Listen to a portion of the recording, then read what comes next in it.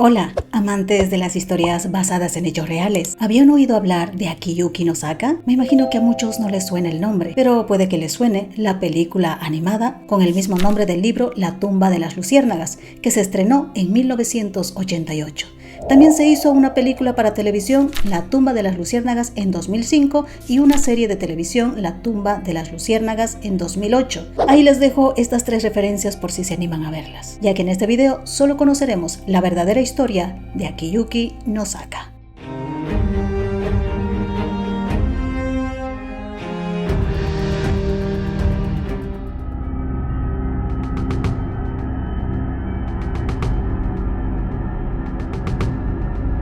La tumba de las luciérnagas, la película animada, narra la oscura historia de los hermanos Seita y Setsuko, mientras se enfrentan a la tragedia de un Japón devastado por la guerra. Aunque parezca completamente ficticia debido a su cautivadora narrativa, la aclamada película está basada en una experiencia real, la del escritor Akiyuki no Saka. Akiyuki no Saka nació en Kamakura, cerca de Tokio, Japón, el 10 de octubre de 1930, pero lamentablemente su madre Nui falleció poco después de su nacimiento. Su padre Nosaka Sonyu no pudo hacerse cargo de su crianza luego de que su esposa falleciera, y cuando Akiyuki tenía apenas unas semanas de vida, lo dio en adopción a su tía Aiko, hermana de la madre fallecida. Aiko se había casado con Senso, un miembro de la familia Arimaya, una familia con buenos recursos económicos, y Aiko, como no tenía hijos propios, le pidió a su marido Senso para que acogieran a su sobrino Akiyuki. Senso era ejecutivo de una empresa importadora de productos petrolíferos, por lo que el pequeño Akiyuki no pasaría necesidades y sería criado con esmero por la familia, y a los que el pequeño creía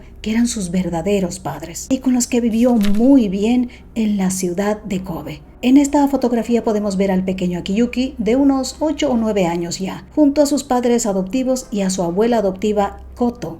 Su padre biológico no mantuvo contacto con el pequeño y al parecer este se volvió a casar. Pero además de Akiyuki, la familia adoptó a otra niña, a la que llamaron Kikuko, adoptada en 1941. Pero lamentablemente la pequeña falleció poco después por una enfermedad. Esta es la única fotografía de la pequeña Kikuko junto a Akiyuki.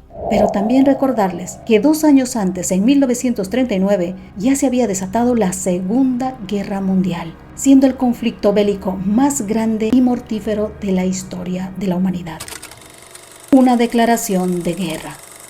Japón, de manera sorpresiva, comenzó oficialmente con el ataque a Pearl Harbor el 7 de diciembre de 1941. Ese día, Japón lanzó un ataque sorpresa contra la base naval estadounidense en Hawái, lo que llevó a Estados Unidos a declarar la guerra a Japón al día siguiente. Sin embargo, Japón ya estaba involucrado en conflictos previos en Asia, como la Segunda Guerra Sino-Japonesa, que comenzó en 1937, lo que sumirá a la población japonesa a la miseria y desolación.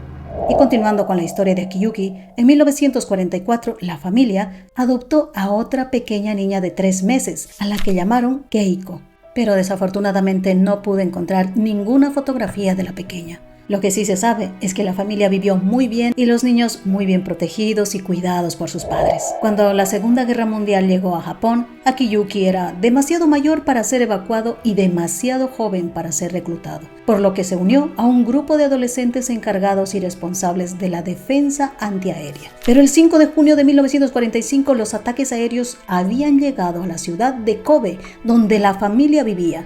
En el momento del ataque aéreo, Akiyuki junto a sus padres y su hermana menor Keiko se encontraban en casa.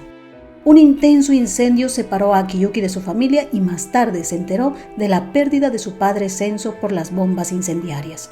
Y su madre Aiko sufrió quemaduras graves en todo su cuerpo, tal como se muestra en la película, y tuvo que ser trasladada a un hospital cercano, dejando a la pequeña Keiko y a Akiyuki al cuidado de una viuda en Manchidanichu, una zona turística en Nishinomiya. Y la pequeña Keiko también había sufrido quemaduras, pero un poco más leves, y el pequeño Akiyuki fue el único ileso. Cuando los niños se mudaron, llevaron consigo un gran paquete de provisiones que habían estado enterrados en su casa y que su padre padre adoptivo había almacenado para situaciones de emergencia. Sin embargo, las provisiones se agotaron rápidamente y comenzaron a tener que sobrevivir con arroz, verduras robadas y otros alimentos que Akiyuki podía recolectar, pero la pequeña Keiko comenzó a sufrir desnutrición, tanto por no poder comer alimentos duros o porque ni siquiera había que comer. Su abuela adoptiva Koto había sido evacuada a la ciudad de Moriguchi, donde vivía el hermano mayor de su padre Senso, y estaba a salvo.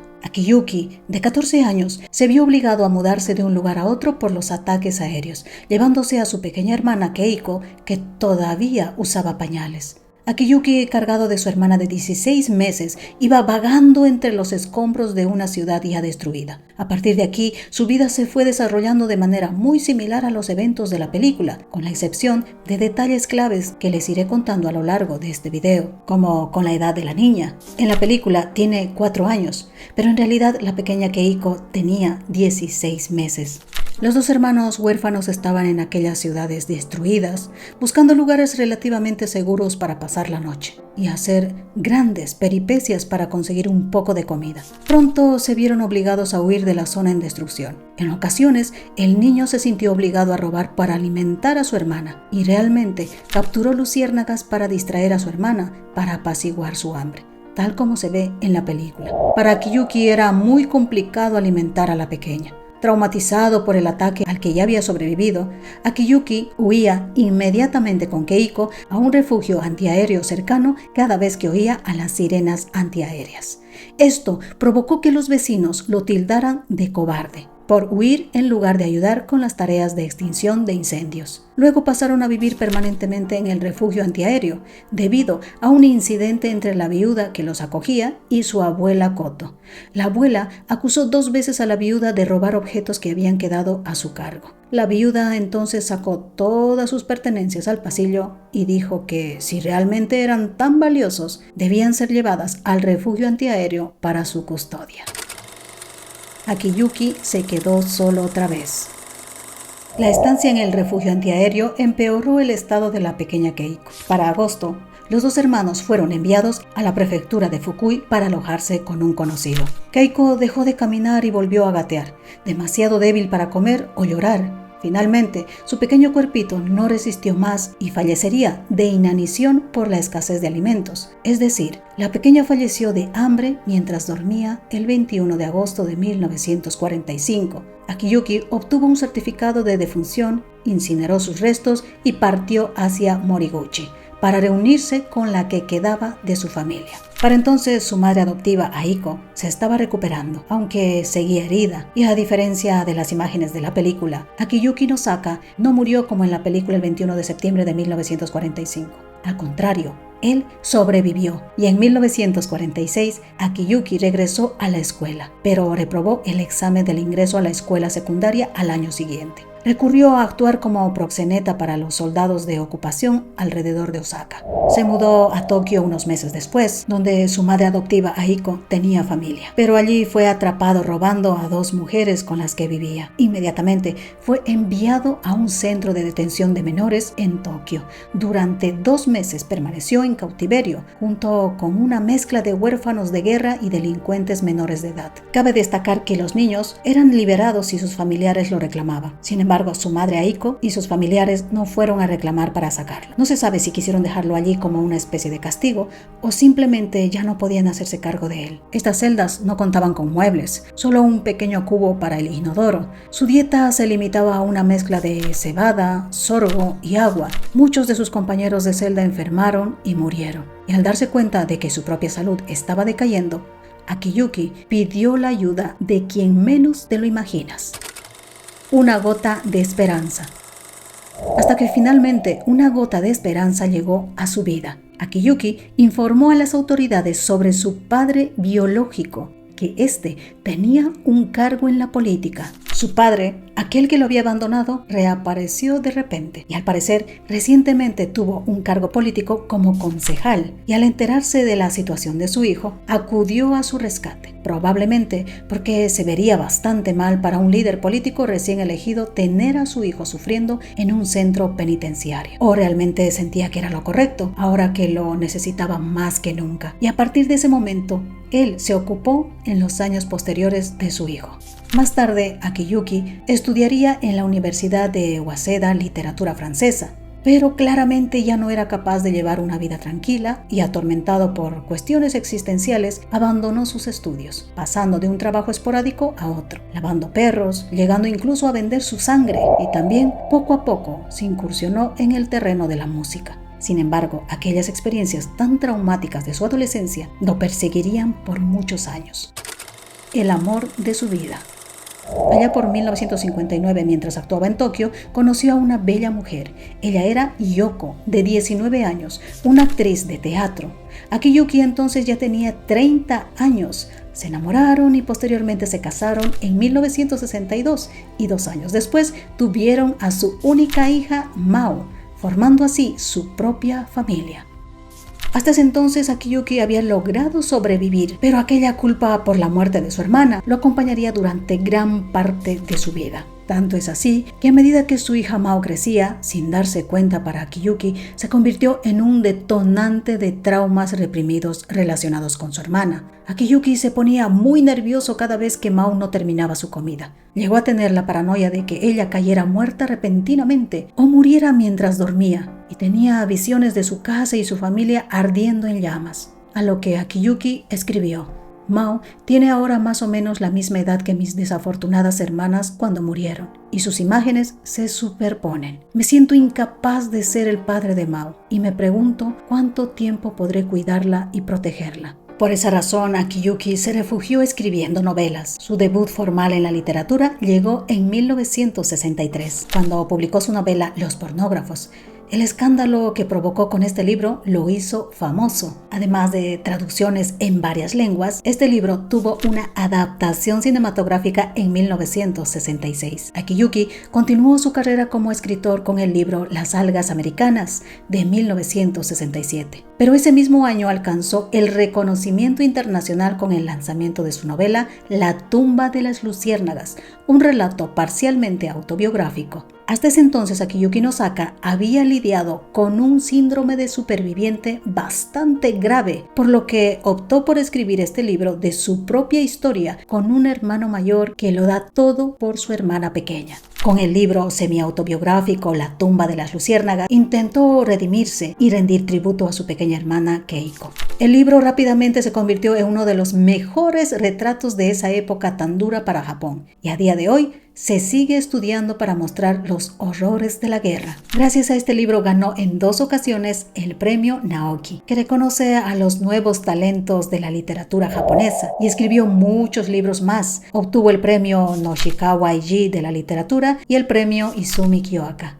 Además de escribir, Akiyuki trabajó como comentarista de televisión, sin dejar la música. También como guionista, letrista, panfletista, boxeador, cuentista, ensayista, modelo, entrenador de un club de rugby, e incluso estuvo en la política en 1983 como senador durante unos meses antes de dimitir. Parecía que podía dedicarse a lo que él quisiera. Sin embargo, aquella vieja sombra no le dejaba de seguir allá donde fuera. Un tributo a la pequeña Keiko. A lo largo de los años posteriores del libro, Akiyuki recibió numerosas ofertas para adaptar su historia a una película, pero las rechazó todas porque no pensaba que era posible recrear la devastación y la desolación que narraba en su libro. Pero años después llegó una oferta, y esta fue de la mano de Estudio Ghibli. Y Akiyuki se sintió muy intrigado por la posibilidad de una película animada y por fin dio su brazo a torcer y dio su consentimiento para realizar la película. Creyó que la animación era el único medio en el que su historia se podría adaptar correctamente. Así, Akiyuki Nosaka, que había escrito su libro La tumba de las luciérnagas, cargado de culpa y tristeza tras mucha reflexión durante su infancia, por fin honraría a su hermana a través de esta película. Lo que surgió de todo esto es lo que nació de la necesidad de un hombre de sobrellevar una tragedia. Las palabras que Akiyuki escribió no fueron precisamente una vía de escape, sino una vía para el dolor que nace de la culpa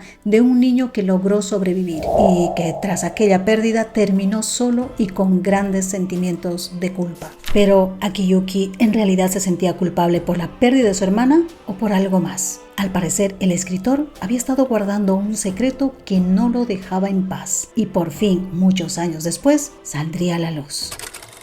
El secreto que lo atormentaba.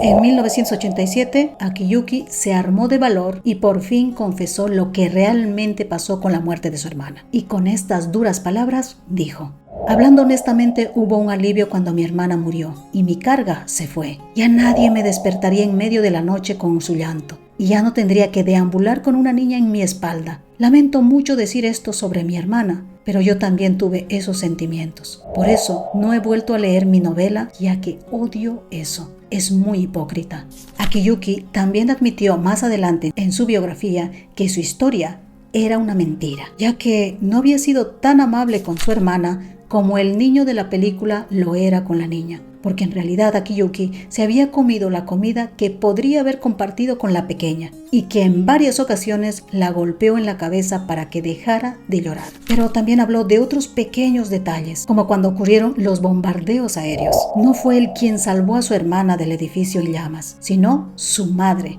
Akiyuki dijo que él solo corrió para ponerse a salvo y que fue su madre con heridas graves la que salió de las llamas con la niña en brazos. Además citó que gracias a su pequeña hermana pudo justificar los robos para sobrevivir y no sentirse culpable. Pero nada de esto se plasmó en su libro ni en la película. Solo se pudo escribir y ver lo que un hermano mayor era capaz de hacer por su hermana pequeña. Por lo que se ve que Akiyuki estaba intentando compensar todo lo que no pudo hacer él mismo. A lo que diría: nunca fui amable como el personaje de la película. Pensé en realidad esos generosos gestos en mi cabeza, pensar en nunca comer sin antes dárselo a mi pequeña hermana. Pero cuando en realidad tuve esos alimentos en mis manos, estaba tan hambriento que no pensaba en nada más que disfrutarlos solo en una situación como aquella. Pero el dolor que siguió tras su muerte fue igual de grande. Creo que no hay nadie más desesperanzado en el mundo que yo. No puse nada de esto en el libro. Se describió a sí mismo en retrospectiva como un prestamista, soplando cucharadas de caldo para enfriarlas y dárselas a su hermana, pero en cambio se las llevaba a la boca. A lo que continuaría diciendo: no creo que nadie tenga derecho a juzgarme por lo que tuve que hacer para sobrevivir. Era solo un niño que vivía en las peores condiciones inimaginables. Pero creo que toda esta información es importante porque cambia el contexto de la historia para demostrar que la situación en ese momento era mucho más complicada de lo que se imagina. Creía que podría haber hecho más, ya que comía la comida que sentía que debía haber compartido. Y a los 14 años no sabía mucho sobre el cuidado de un bebé, así que la golpeaba en la cabeza para que dejara de llorar. La tumba de las luciérnagas. Al parecer, La tumba de las luciérnagas no fueron escritas solo como una disculpa a su hermana pequeña, también fueron escritas como una historia de amor. Así que, en parte, La tumba de las luciérnagas terminó sirviendo para darle a su hermana una mejor experiencia en ficción dentro de lo que cabe con el hermano mayor que se merecía, mientras Akiyuki seguía intentando superar su tragedia familiar como podía, tratándola de la forma que en realidad le hubiera gustado, permaneciendo a su lado hasta su último momento de su partida, siendo aquel hermano mayor que alguna vez soñó en ser. El libro La tumba de las luciérnagas se considera parte de las obras posteriores a la Segunda Guerra Mundial que giran en torno a las experiencias de ciudadanos japoneses comunes. Vivir en la tragedia cotidiana de las bombas y los bombardeos aéreos creó una nueva era llamada Senjo, que se traduce como después de la guerra. Este periodo valoró el concepto de paz como una forma de evitar que la devastación de la guerra se repitiera. Fue una era que se basó no solo en la reconstrucción, sino también en la superación. Por ejemplo, Esta fotografía, que a menudo la confunden con la historia de la tumba de las luciérnagas, no es más que la de otro niño japonés sufriendo las consecuencias de la guerra, ya que esta fotografía fue tomada por el fotoperiodista estadounidense Joe O'Donnell en Nagasaki en 1945. Dicha imagen está inspirada en una triste fotografía de dos hermanos provenientes de Hiroshima, momentos después de haber estallado la bomba atómica. El niño huérfano recorrió para poder encontrar un lugar en el que su hermana pudiera ser cremada en Nagasaki en 1945. El fotógrafo habló en una entrevista sobre esta imagen. Vi a un chico de unos 10 años caminando. Llevaba un bebé a la espalda. En aquellos días, en Japón, a menudo veíamos a niños jugando con sus hermanos pequeños o hermanas a la espalda, pero este chico era claramente diferente. Pude ver que había venido a este lugar por una razón seria. No llevaba zapatos, su cara era dura, la cabecita estaba echada hacia atrás como si el bebé estuviera profundamente dormido. El chico se quedó allí de pie durante 5 o 10 minutos. Los hombres con máscaras blancas se acercaron a él y en silencio comenzaron a quitar la cuerda que sujetaba al bebé. Fue entonces cuando vi que el bebé ya estaba muerto. Los hombres agarraron el cuerpo por las manos y los pies y lo pusieron en el fuego. El chico se quedó allí de pie sin moverse, observando las llamas. Se mordía el labio inferior con tanta fuerza que brillaba con sangre. La llama ardía baja como el sol poniéndose. El chico se dio la vuelta y se alejó en silencio. Su vida y su legado. Después del rotundo éxito de la película, Akiyuki Nosaka continuó escribiendo y gozaría de grandes reconocimientos en su natal Japón y en el resto del mundo. Vivió lo suficiente como para ver a su hija Mao crecer y casarse y después disfrutar de sus nietos junto a su esposa Yoko. Lamentablemente, Akiyuki Nosaka sufrió un derrame cerebral en 2003 y aunque todavía estaba afectado por ello, siguió escribiendo hasta su fallecimiento el 9 de diciembre de 2015 con 85 años. Numerosos autores, cineastas, productores de televisión y educadores de la posguerra han buscado preservar los dolorosos recuerdos de 1945 para enseñar a las generaciones más jóvenes el preciado valor de la paz y sofocar cualquier resurgimiento del militarismo para que la historia no se vuelva a repetir.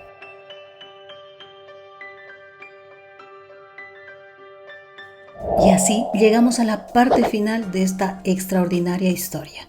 Historias que valen la pena conocer y nos enseña el valor de conservar la paz y sobre todo la paz mental para continuar. Si te gustó este video, no olvides regalarme un like, compartir para que más personas conozcan la historia de este gran escritor. Y si aún no te has suscrito, te invito a suscribirte ya que es totalmente gratis y fácil. Con un clic ya lo tienes. Y si tienes alguna nueva sugerencia, no olvides dejármelo en la cajita de comentarios y será la próxima historia de película. Conmigo hasta el próximo video. Adiós.